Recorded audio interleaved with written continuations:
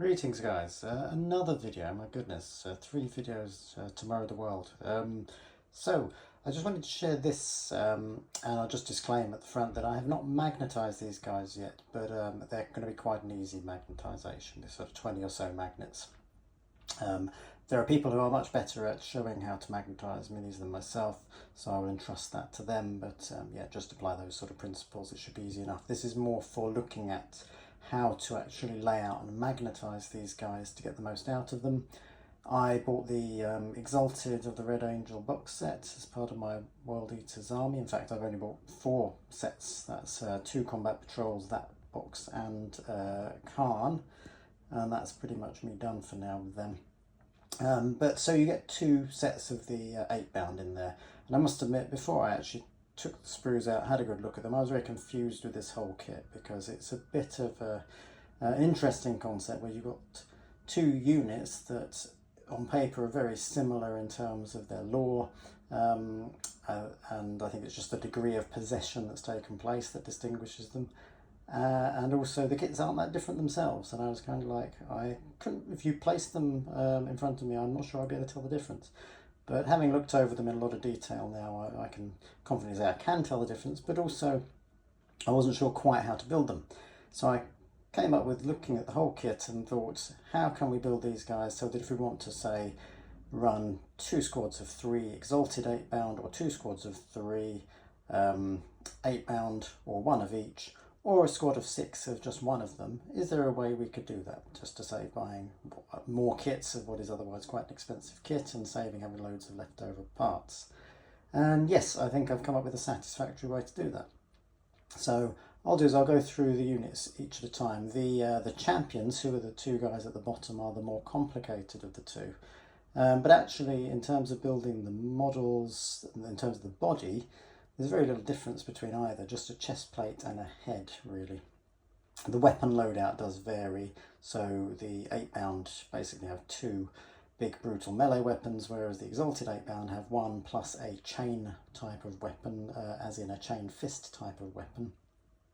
Then we get to the champion, it's a bit more complex, but I'll cover that in a moment. So if we see here is sort of, in the booklet, it'll be numbers 2 and 3. And you can see the only way I've built them differently is to give 1 the 8-bound chest piece and head, and 1 the Exalted 8-bound chest piece and head. Other than that, they are identical. And here are the weapon options next to them. In terms of the shoulder pads for the guy who's got an interchangeable weapon on his right arm, I've built 1 pair of weapons so that they appear as they do in the instructions, and the other I've just used a random shoulder pad piece for. So in theory, what you should be able to do is magnetise them, and then you can either have both as 8-bound, both as Exalted 8-bound, and both as 1 of each squad if you wanted to. And that will help you to build the units, as I mentioned before. And I've done exactly the same with the other guy, except he doesn't need a shoulder pad, because for some reason 8-bound only have shoulder pads on the right side, and which actually makes it easier to build multiples when you're magnetising. So it's just the same principle for him as well. A bit more complicated here. These are the champions. The torsos are built in the same way, but then it gets more complicated with the weapon loadouts. But we've got enough shoulder pads to build, as you can see here, and the bottom row that's got the 2-handed weapon and each of the sort of chain sword / axe weapons. Those were the only leftover parts. These are the second copies of each of those. But as you can see on the row at the top, there's 2 of each chain fist type weapon, 1 left, 1 right. So in theory you could equip both of them as the Exalted 8-bound leader, and he would therefore be able to equip with both of those chain weapons.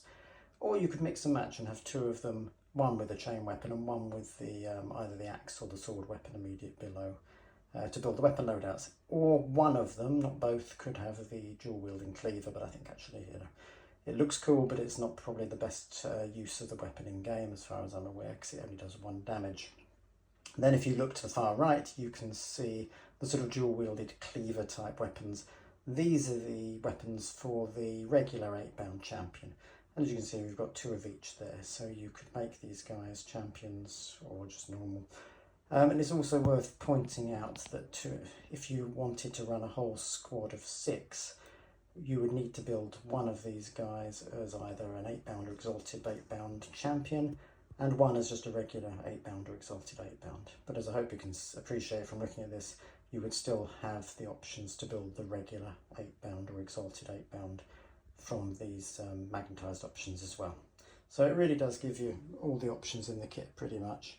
And yeah, once you sort of get your head around the principles of it, which I think I've done it as effectively as you can, then it's quite straightforward and hopefully should allow you to not spend a fortune but have a decent variety, unless you want to run 18 exalted 8-bound and 18 8-bound, in which case by all means go ahead. But if you just want a few and you want to be able to mix and match your options, then this is probably the best way to do it. Great, thank you for watching, hope it was helpful. Bye.